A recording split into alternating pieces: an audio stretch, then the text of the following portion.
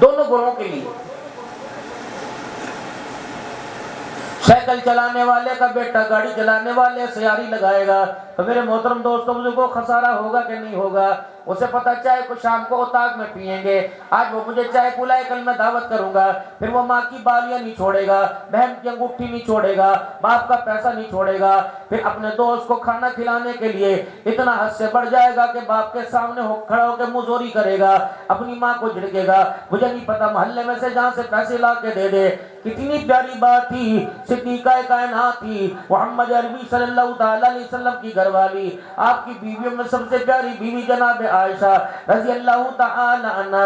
سیدہ عائشہ رضی اللہ تعالی عنہ سے فرمایا تھا، اے عائشہ اگر تو چاہتی ہے جنت میں تو میرے ساتھ جائے، تیرا ہاتھ میرے ہاتھ میں، میرا ہاتھ تیرے ہاتھ میں ہو، تو میری عائشہ تین باتوں کا خیال کریو۔ اما عائشہ رضی اللہ تعالی عنہ کہنے لگی، کملی والے پہلی بات کون سی؟ فرمایا عائشہ دنیا کا سامان اتنا بنائیو جتنا مسافر کا توشہ دان ہوتا ہے، جتنا مسافر کا بیگ ہوتا ہے، اتنا دنیا کا سامان بنائیو، میں کملی والا ضمانت دے رہا ہوں تیرا ہاتھ پکڑ کے لے کے جاؤں گا۔ اما عائشہ کی آنکھوں میں آنسو آ گئے، اما عائشہ کی آنکھوں میں رونی آ گئی۔ آپ نے عرض کی کملی والے دوسری کیا بات ہے؟ فرمایا عائشہ کوشش کرنا ذرا مالداروں سے پرے ہٹ کے رہنا۔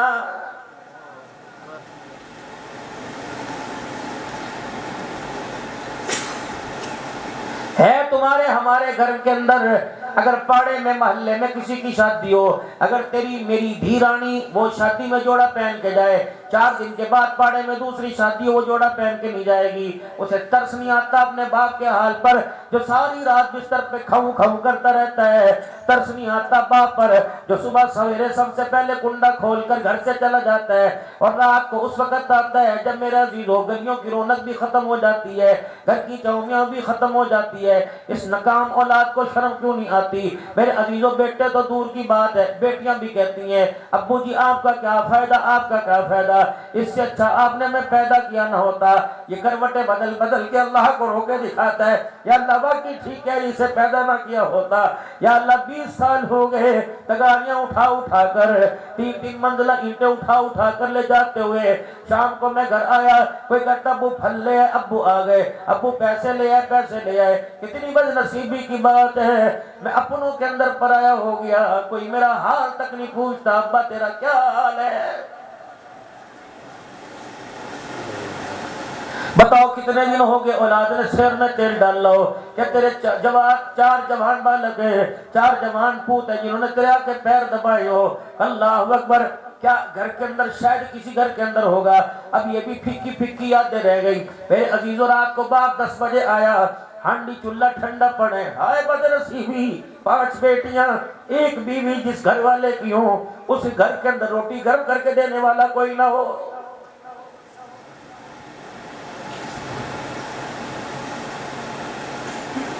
مجھے دنیا کہتی تو پاگل ہے، مولوی صاحب تقریر کے اندر رونے لگ جاتا ہے، بتاؤ یہ ہنسنے کی بات ہے؟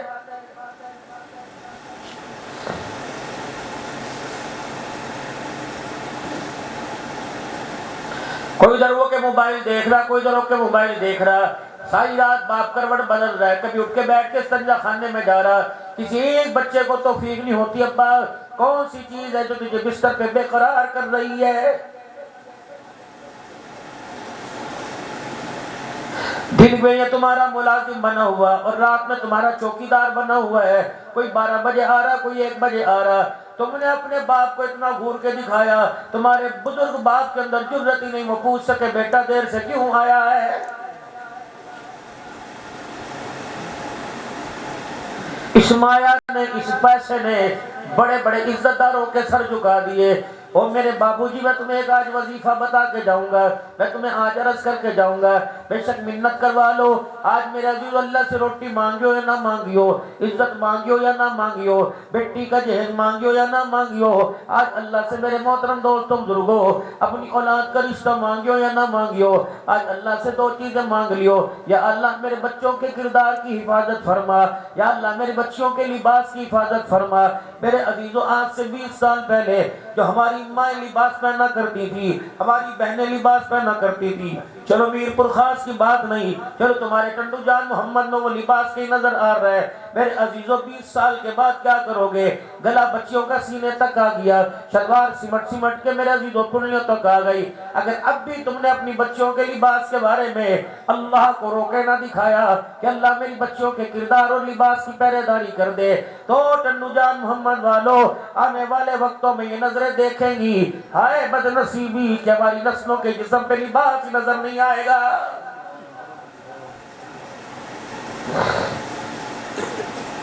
4 سال بھائی سعودیہ میرا، بھائی انگلینڈ میرا، فلانی جگہ رہا، بھائی آ رہا ہے حاجی صاحب بیٹا کب آ رہا ہے؟ 3 مہینے کی چھٹی پہ ہے، شادی ہوگی چلا جائے گا، 1.5 مہینہ تو شادی کی تیاری میں لگ جائیں گے، پھر شادی ہوگی، پھر میرے عزیزوں میاں بیوی جدا ہو جائیں گے، پھر میرے عزیزوں ماں سے فون دیور کو کرے گا، اپنے بھائی کو کرے گا، جاؤ اپنی بھابی کو اسپتال لے جا یا الٹرا ساؤنڈ کرا لا.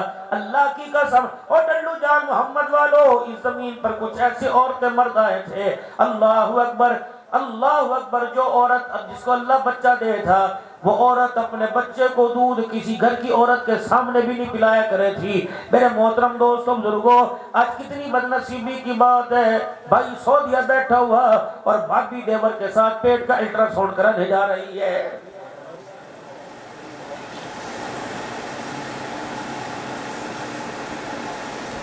اتنی بھوک تو نہیں پڑی تھی، اتنا رونا تو نہیں پڑا تھا.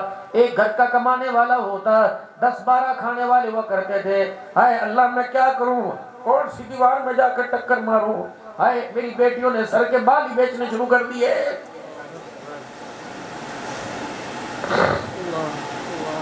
جتی کی اتنی قیمت نہیں، کپڑے کی اتنی قیمت نہیں، 2000 روپے پہیا بال ہے، سر کے اترے ہوئے 8000 روپے کلو بال ہیں.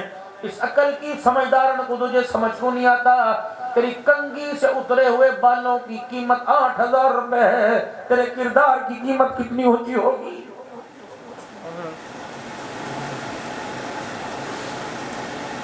پہلے گھر سے آٹا مانگا کرے تھے، گھر سے مرچی مانگا کرے تھے، گھر سے سبزی مانگا کرے تھے، پیاز نہیں ہوتا پیاز، ارے تیرا بھائی آوے گا شام کو لا کے دے دیں گے. ہائے کتنی بد نصیبی اب گھروں میں پھر رہی ہے، چچی کنگھی کریو تو بال کسی کو نہ دیو، کنگھی کریو تو بال کسی کو نہ دیو. تجھے پتہ ہے عورت کے بالوں کے بارے میں کیوں نہیں بتاتے علماء کرام؟ عورت کے بالوں میں کے بارے میں کیا حکم ہے؟ جب گھر والی کنگھی کرے گی، اپنے بال کاڑے گی، تو کنگھی کے دانتوں کے ذریعے جو بال آئیں گے ان میں پھس پھس کے ٹوٹ کے جو بال آئیں گے، خبردار تجھے باہر پھینکنے کی اجازت کوئی نہیں. دیوار کے سوراخ میں چھوڑ دے یا مٹی کا گڑھا کھود کے اس میں دفنا دے. اگر تیرے گھر کا فرش پکا، دیوار میں سوراخ کوئی نہیں، تو ماچس کی تلی جلا کے ان بالوں کو آگ لگا دے. اگر تو کچرے کے ڈھیر پہ پھینکے گی، مالک کائنات کو یہ بھی برداشت نہیں کہ تیرے بالوں پر بھی کسی کی نظر پڑ جائے.